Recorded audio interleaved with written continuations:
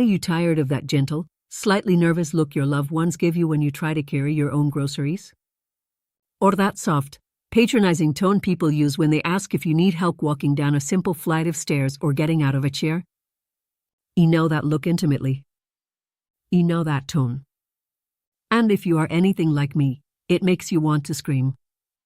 You remember being at a family dinner not too long ago. He was carrying a large, beautiful ceramic dish of roasted vegetables from the kitchen to the dining table. He felt fine, but my daughter rushed over, panic in her eyes, and literally took the dish right out of my hands. "Mom, let me get that. It's too heavy for you," she said, treating me as if my bones were made of glass. She meant well, of course she did. They all mean well.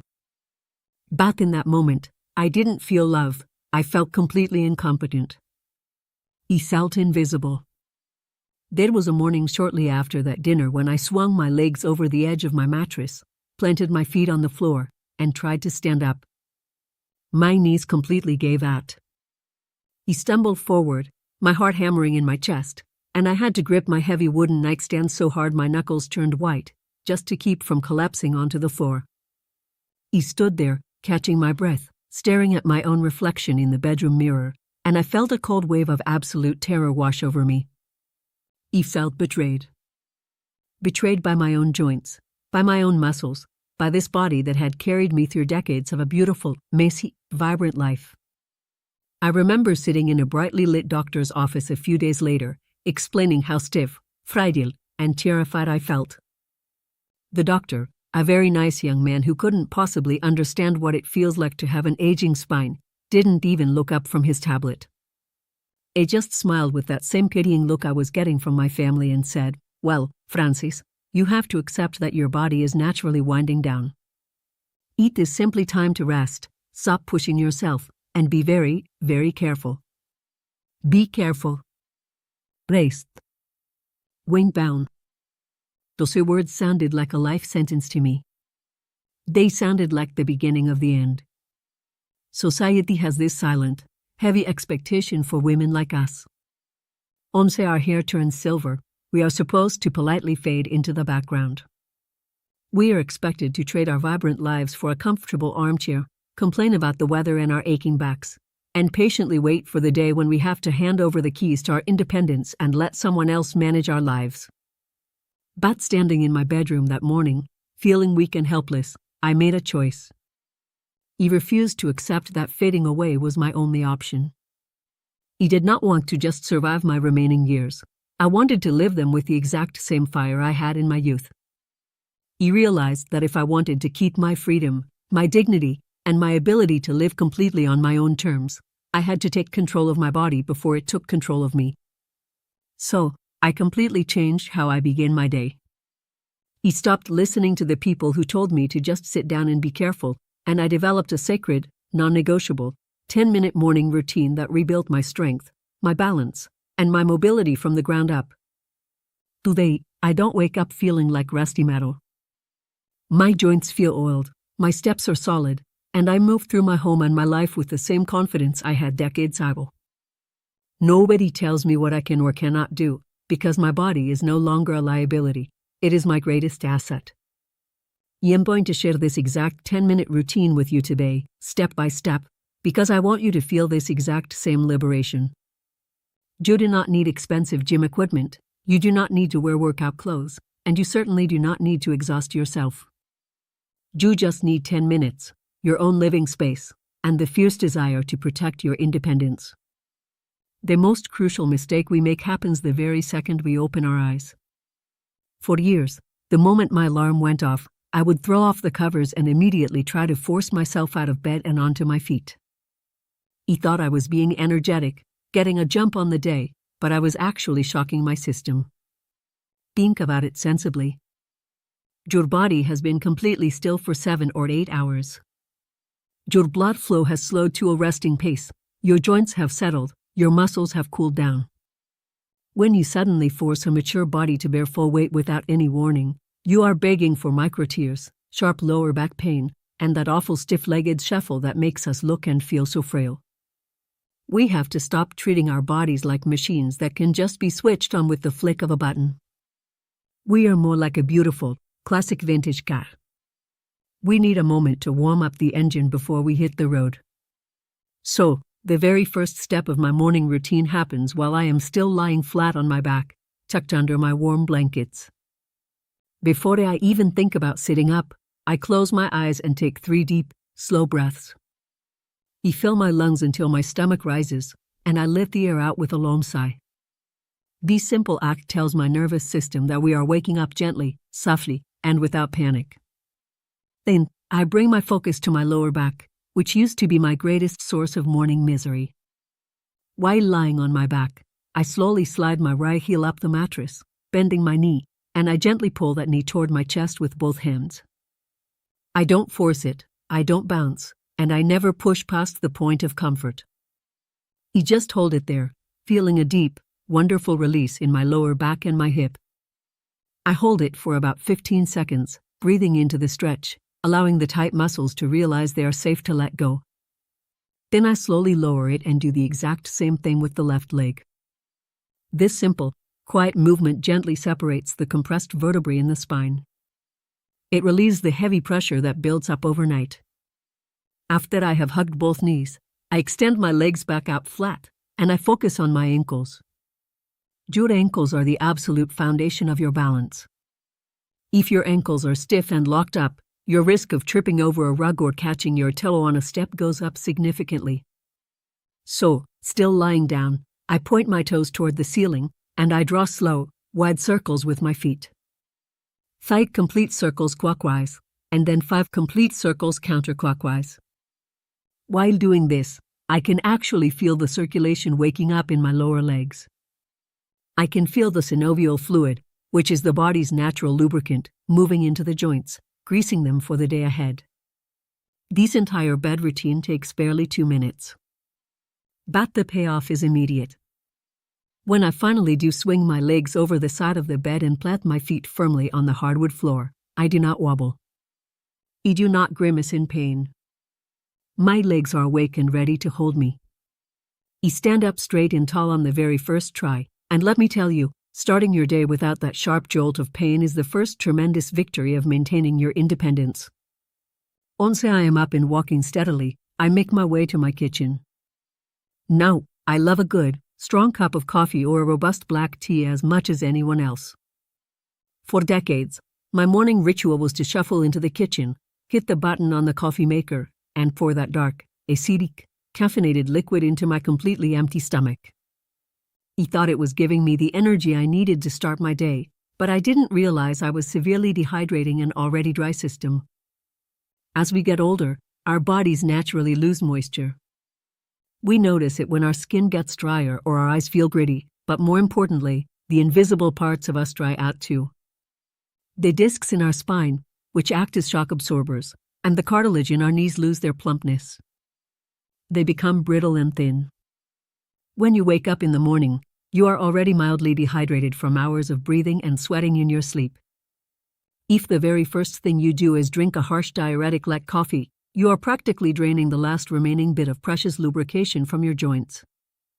No wonder they creak, pop, and ache when we walk. So, the second step of my routine is what I like to call internal joint lubrication.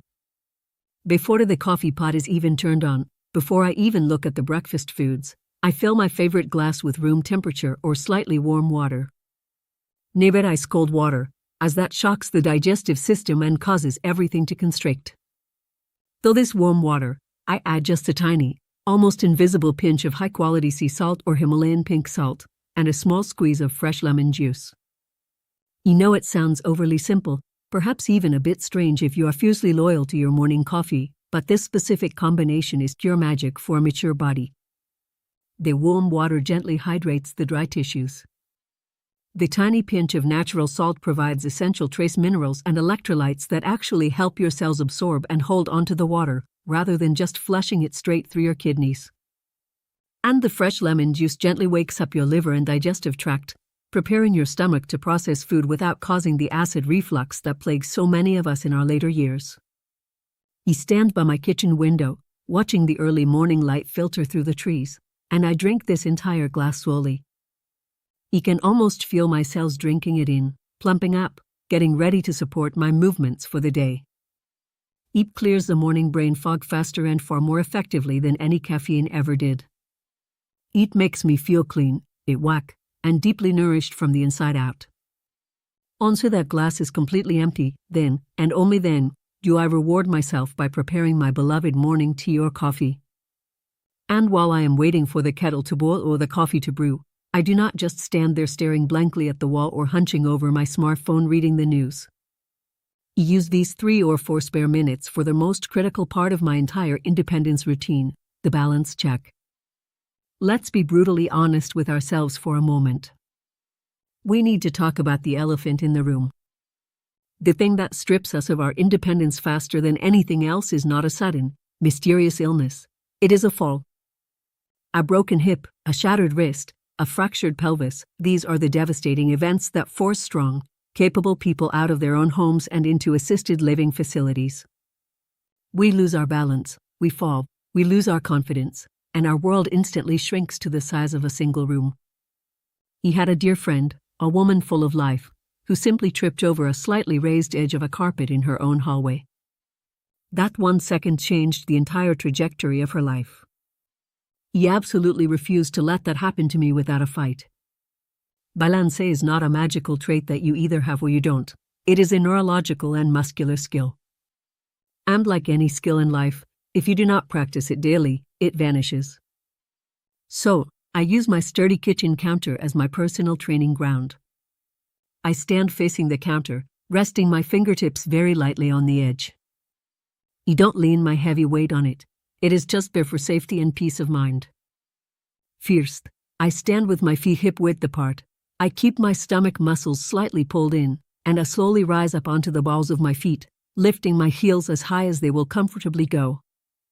I hold it at the very top for 1 second, feeling the contraction, and then I slowly, with control, lower my heels back down to the floor. I do this simple movement 15 times. Bisakyum, as basic as it seems, strengthens the calf muscles and the tiny, crucial stabilizing muscles all around the ankles. These are the exact muscles that catch you when you stumble on an uneven sidewalk or step on a slippery patch of grass. If these muscles are weak and ignored, you go down. If they are strong and awake, you regain your footing and keep walking. After my 15 heel raises, I move to the ultimate test, the single leg stand. With my fingertips hovering just over the kitchen counter, I shift my weight entirely onto my right leg. I bend my left knee, lifting my left foot just a few inches off the floor. I stand tall. I fix my eyes on a specific spot on the wall in front of me to help my brain find its center of gravity, and I try to let go of the counter entirely. I just stand there, balancing solely on one leg. The first time I tried this years ago, I couldn't last 2 seconds before I had to grab the counter in a sheer panic. My ankles wobbled violently, betraying my weakness. But I kept at it, every single morning, while waiting for my water to boil. It became a personal challenge. Now, I can stand on one leg for a full 30 seconds without touching the counter once. I can feel the muscles in my foot and ankle making tiny, rapid adjustments, working incredibly hard to keep me perfectly upright. Then I switch and do the exact same thing on the left leg. This daily practice has completely eliminated my nagging fear of falling. When I walk down a steep, unfamiliar driveway, or navigate a wet grocery store floor on a rainy day, or step off a high curb in the city, I do it with absolute, unshakable confidence. I know my legs will hold me. I know my balance is sharp and responsive. That profound feeling of trusting your own 2 feet is the truest, most authentic definition of freedom I have ever known. By the time I finish my balance work, my tea is finally ready. But before I sit down at the table to enjoy it, I perform the 4th and final step of my 10-minute routine. This one is about posture, but deeply, it is also about pride in how we present ourselves to the world. Have you noticed how the aging process seems to constantly try to pull us forward and down toward the earth? Our shoulders begin to round, our necks jut forward from years of looking down at screens, reading books, or doing crafts, and our spines develop a heavy curve. This forward slump is terrible for us physically. It restricts our breathing, crowds our internal organs, and causes chronic neck pain. But worst of all, it projects an image of frailty, sedmistion, and defeat to everyone around us. When you walk into a room hunched over, staring at your own shoes, people instantly treat you like you are delicate, confused, and in need of assistance. But when you walk into a room with your shoulders pulled back, your chest wide open, and your head held high, looking people dead in the eye, they treat you with immediate respect. They see your vibrant spirit and your authority long before they notice your silver hair or the wrinkles on your face. I realized this one day when I caught my reflection in a large store window. I looked like an old woman carrying a heavy burden. I decided right then that I would not let gravity win. So, every morning, I take my warm cup of tea and I walk over to a clear, flat section of wall in my hallway. I turn my back to the wall and I step backward until my heels, my hips, my upper back, and the back of my head are all touching the flat surface simultaneously. Let me warn you, this can feel surprisingly uncomfortable at first, because our bodies have become so accustomed to slouching. The flat wall forces you into perfect, healthy, anatomical alignment.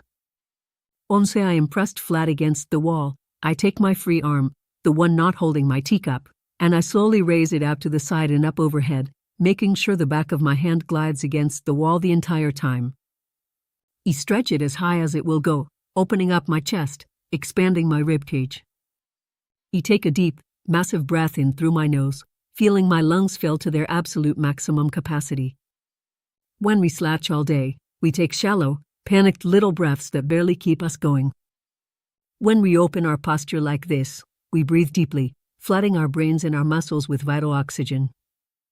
I slowly lower the arm, switch my teacup to the other hand, and repeat the sweeping stretch on the other side. I spend just 2 minutes against this wall, resetting my spine, telling my body that it is safe to take up space, and telling gravity that it will not defeat me today. When I finally step away from the wall and walk toward the kitchen table, I genuinely feel 2 inches taller. The tight, pinching tension in my neck is completely gone. I feel majestic. I feel powerful. I feel ready to face absolutely anything this day might throw my way. This entire process, the gentle, mindful awakening in bed, the internal hydration with warm lemon water, the kitchen counterbalance practice, and the wall posture reset, takes exactly 10 minutes. 10 minutes out of a 24-hour day. But those 10 minutes are the impenetrable armor I put on every single morning to protect my independence. They are the exact reason I can still carry my own heavy gardening bags full of soil, why I can still get down on the living room floor to play with a dog and get back up without groaning in pain, and why I never, ever have to wait for someone else to offer me an arm when I am walking down a busy street. We cannot stop the clock. The years will pass, the seasons will change, and our bodies will naturally evolve.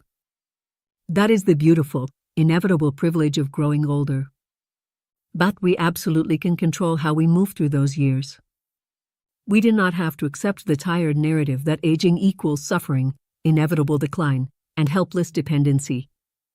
We can rewrite the script for ourselves. Taking care of your mobility is not about vanity or trying to look like you are 30 years old again. It is the ultimate, most profound act of self-love and self-preservation. It is about demanding a high quality of life until the very last page of your story. Your body has been your incredibly faithful companion through heartbreak, through immense joy, through decades of hard work, and through countless beautiful memories. It deserves your deep respect, and it deserves your intentional, daily care. It certainly deserves 10 minutes of your morning. I want you to imagine waking up tomorrow. Imagine doing exactly what you usually do, but stopping yourself right before you blindly rush out of bed. Imagine giving yourself the simple gift of those 3 deep breaths. Imagine doing those gentle ankle circles. I promise you, the profound empowerment you will feel just from taking that small bit of control back will radiate through your entire day. You will walk a little taller, you will smile a little brighter, and you will remember exactly how incredibly strong you truly are.